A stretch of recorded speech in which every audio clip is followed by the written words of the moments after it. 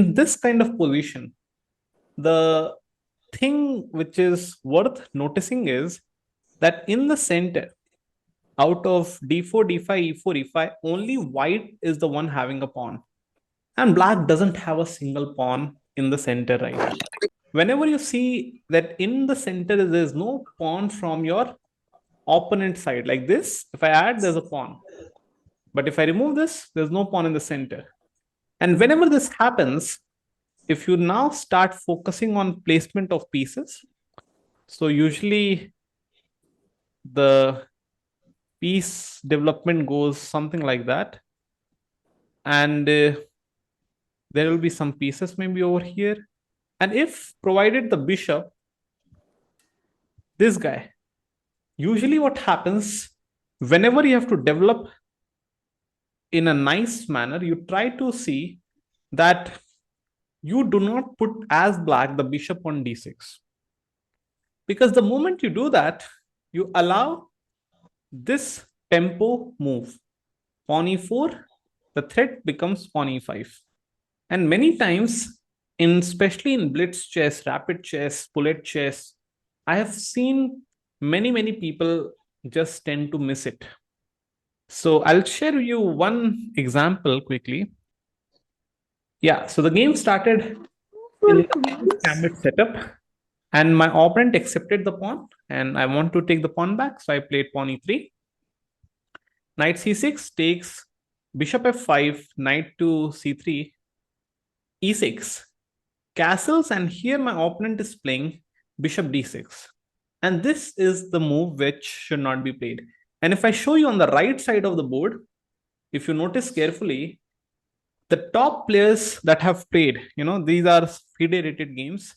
There's the highest rated game that LiChess has here in the database is between a 2495 and a 2289. And if I show you on LiChess, specifically here, I can show you that after bishop d6, so many, over 90,000 games have been played. And this is a very common mistake which is done by black. Now, bishop to d6, there's a problem because it at some point it allows e4, e5. So suppose after this, rook e1. And now the point is here, can you see what is the move that has been played the most number of times? 47% of times this move has been played, which is castling and which is a blunder. So that is the theme that I'm trying to tell you guys, that when we play chess, if you have to remember the setups, most of the times this is one of the most common mistakes that people do. 68% has resulted in win of white. And if I show you database, again, see, after rook to e1, wait. If I show you top level games, say 2771 was playing against 2799. Very top level games have been played in this position. And if I just do castling right away, now the game is just lost. Why? Because e4 comes with tempo on the bishop.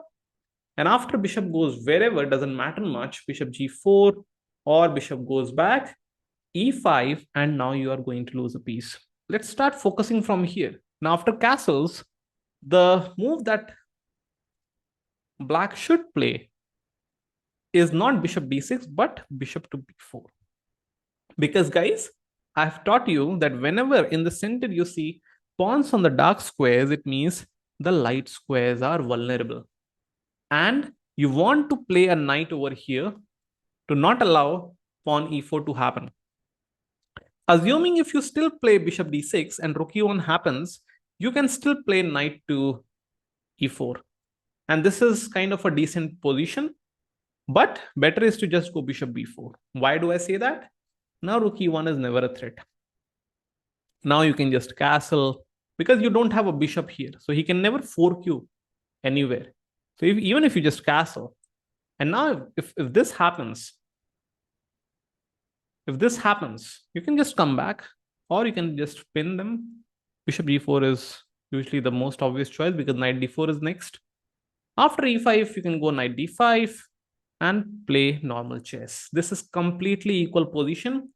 And but now the funny part of this position is, if I now show you the database, how many total games have been played in this particular position? Only 117. Only 117.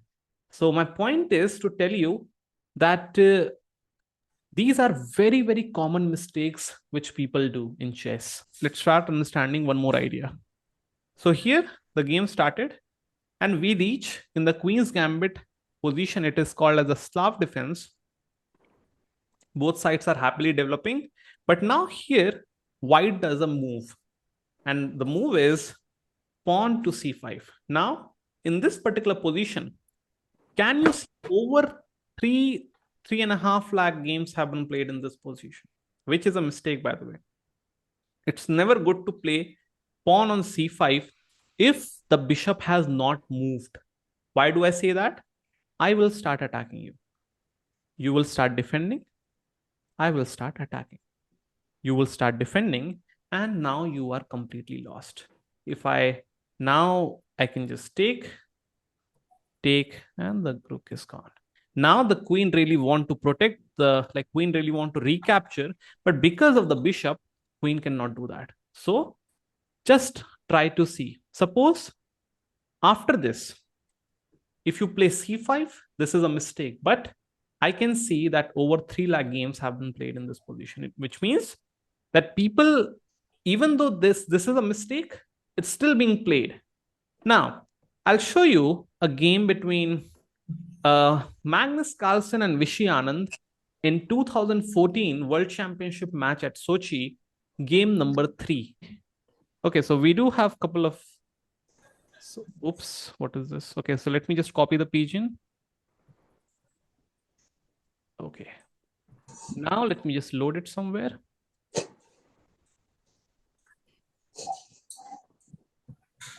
All right, so let's go back a bit.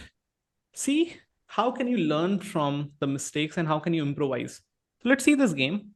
Anand was playing this position with the white pieces, and Carlsen was playing with the black pieces. D4, we achieve a similar structure later on in the game. And now bishop has moved first. It's very important to focus on the small details. E3, and only now c5. So what is the difference now? That now the same idea cannot be tried, because eventually this rook, even if it captures this rook, who will recapture? Queen. So c6.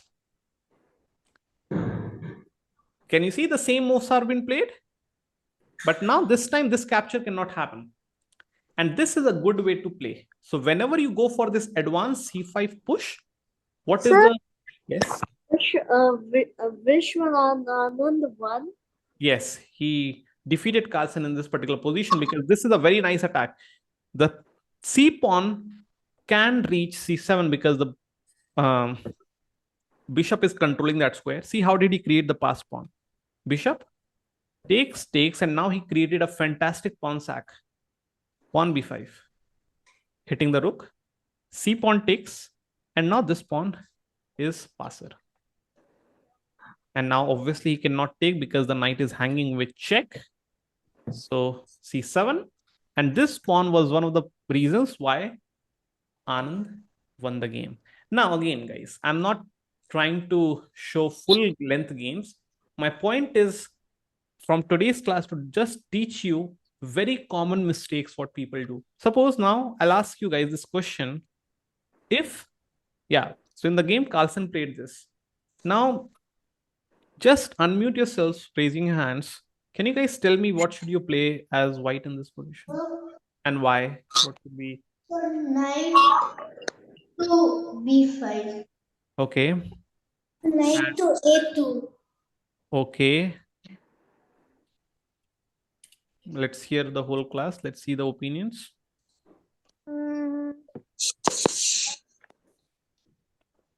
Knight to b5. Knight to b5. Okay. So now why not just takes? What's the problem with that? Why did you not think of? Because they take back. How? With the... Oh. What happened? Rook can take. So they take with the bishop. Very good. With the So the whole point is after take, bishop takes, and now the thing is this bishop is very active piece. Very small improvement from black side. And what has happened is now black has two connected pass pawns. And you are having a passer, black is having a passer, and now it's not so clear. Only 8 games have been played in this particular position exactly on LiChess. And I'm not so sure in the Masters database. No, okay, so no games in Masters, but in this particular position, 8 games have been played. So you should not take here. What you should do, knight b5. That was played. And now you have to remember, if you take, this comes with check. So you should not allow that. You should not allow connected passers. Rook c1. And now, guys, we are never afraid of this kind of position. Why? Because if this happens, these pass pawns are not connected. So even if it reaches here, it doesn't matter anymore. Because they will never help each other out. All right. So in this position, see, the move that was played was bishop d6. And white was kind of comfortable here. So after rook c1, to stop bishop d6, knight e4 was played. Knight g5 to, let's say, exchange. Takes, f3, takes, queen takes. And in this particular position, later on, what happened, very quickly, just to illustrate. All right. So let's not go too deep. Anand won the game, and then the point was he was clearly +2. And now after this position, this bishop is under pin. You can try to bring this guy as well and try to finish it off. And this is where Carlsen resigned. But let's go back to Gurfateh versus Advait game. So now you can understand the mistake Gurfateh did. Suppose we go e4, e5, knight, bishop, and suppose he goes knight. Now, what did we go for? We went for one knight, one bishop, and my opponent went for two knights. This is kind of a fried liver attack. Yeah. Right? Yeah. So now we go for fried liver directly. And now only way to play is d5. You take, and knight takes d5 is one of the most playable move. Can you see that?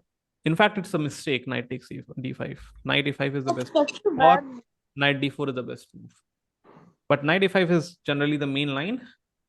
But see, only knight d4 is very tricky line, by the way. Let me just show you to illustrate. Now you will say that, you know what? I want to create attack, so I'll just push d6. And now this attack is literally happening, but now queen here. Now you're trying to go for a fork. I can go queen c6. And if you take the rook, it's a very common kind of a trap here, which you have to be aware of. Your rook is hanging. Only move, check, mate. Oh. Right? So you have to be slightly aware of these small things. If you go check, and if you try to bring your, suppose, queen, then fine, I'll be happy and take queen, and then you will be losing knight. And eventually black will be winning the game because this is a lone king. Many moves will be coming on, like c2 is hanging, everything is hanging. How much plus are we? After this, I'm +2. And this knight is trapped. So not only that, this knight is also trapped. What was played most of the times in LiChess, knight d5. And now here you go for sack, king f7, and you have to regain a piece. So you go queen check. If they go back, you have checkmate. Yeah, but who will go back? This is checkmate. So nobody will do that, of course. They will, if they go here, you can again win the piece back. And again, you're threatening. So that was not a checkmate. Sorry? They could have taken with the queen. Yeah, okay. You can delay the checkmate, of course, but now how are you going to save it? Okay. Oh, checkmate. Okay, so the main move here is king e6. And now remember, this is a pin, and I've taught you a couple of things. Whenever you see pins, you have to start putting pressure like this. Oh, Knight going here to protect. And now you can just come back, bishop b3. c6, kick the guy, knight a6, castle, and now the rook is going to come. Even though white is down a full material, like white has 3 minor pieces, black has 4 minor pieces. Even though that is the case, it is still better for white for 2 reasons. Number one, the king should not be the one placed in the center. It should be minor pieces in the pawns. Also, the activity of pieces like queen, knight, bishop, rook, pawn is going to be too much to the activity of black pieces. Only 2 minor pieces are out. One of them is sitting in the corner, other is already pinned. So that's how you should play these kind of positions. And just to illustrate, if you play something like queen to f6, you have small tactics like bishop check, there, check, and the game will go on, but you'll be finding lot. Yes. Oh. Okay. All right. So let's go back. Now, in today's class, I'm showing you whole lot of different situations. So today we are not talking about specific positions. We are trying to understand general examples. Okay. Fine. Okay. So let's go and continue the game. Suppose the final problem, what you guys have to be aware of, and this is one of the very, very common problems. Like I'm very sure you have faced this particular issue in your games at some point of time. Suppose if I just play here, bishop g5, I go probably this castle. Now, can you see in this particular position, over 48,000 games have been played in this particular position. And the way to play this position is, or the way to remember this kind of position is, it's called as the pin problem. And the idea about this position is that suppose, okay, a6, I'm putting it like this should be a bad move because you allow knight d5, but just let's consider this position, for example. Now, why this is bad for white? Because after I go h6, you're forced to capture me, which is the best move. But what is the most preferable move from LiChess players? Bishop to h4. And this allows pawn g5. And after you go here, I now go bishop g4. And the whole point is that here I'm threatening knight to d4. You can go h3 yourself, but after bishop h5, you don't have ideas like pawn g4. That if there's a pin, a good pin is that kind of pin in which the black king has already castled. Because then if you go back, I can never play g5 because my king side will be getting destroyed. My castling side will be getting destroyed. But right now, the black king has not even castled. So it's completely fine now, which is actually also the best move to go pawn g5. Now here white tries sometimes knight takes g5, which is again the second best option. So after knight takes, bishop takes. And let's try to close down this stuff. Can you guys tell me what are the two threats white is trying to create? Try to understand two different threats what white is trying to create right now. Queen to f3. Okay, queen f3 is one way, fine. Queen f3 is one. All right. What is one more? Sir, knight to d5. Yes, very good. Knight d5, knight d5. Very good. Knight d5 and queen f3 are two different kind of threats. Like just to illustrate, suppose if you make a random move, I'm making a bad move deliberately. And now after knight d5, you are going to lose the piece. And you're giving piece back to white side. And now white is completely better because white has more pawns. Your king side is totally destroyed. Yes, Adav, you can. Sir, rook to h5. Rook h5 is very nice suggestions from Adav. What is a problem with that? So the queen will take, but we can take the queen back with the knight, and if he takes the bishop, we can take. So who is losing more material? We are losing more material because of he Very takes. good. Yeah, so rook h5 is a mistake, guys, because queen h5, knight takes queen, bishop takes queen, knight takes bishop, and black is up. Black is +1 in this particular case. So there are two ways. Let me explain. There are two ways to deal with this. One is just play rook g8, attack your opponent. You don't give your opponent enough time to even bring pieces. And now after they go back, you have rook g6 coming in the game. Also, you have bishop g4. And you simply are neglecting that, okay, fine. After this is again a threat of knight to d5, but I believe there's some beautiful tactics of knight d4. Let's say knight d5 happens. I have a check and the queen is hanging. Now pawn takes, bishop takes check, bishop g3, knight takes, bishop takes, and I believe there's queen h4. And the point I'm trying to do is I'm going for this small attack. I'm not so sure how are you going to defend it. Is there a way possible to defend it? I check with stockfish. Check with stockfish. Okay, let's see. It's unstoppable. Oh, it's unstoppable. Now, why do I say rook g8 and not bishop g4 directly? In the chat, only in the chat, nobody should speak. Can you tell me bishop g4, if black plays, what can white do? White to play after bishop g4 in the chat only. The whole point is whenever, first of all, you start thinking by queen g4, what happens if he takes? So he will take back. The queen is lost from white, but a minor piece is lost from black. Now bishop takes. So queen is regained, but minor piece is also lost.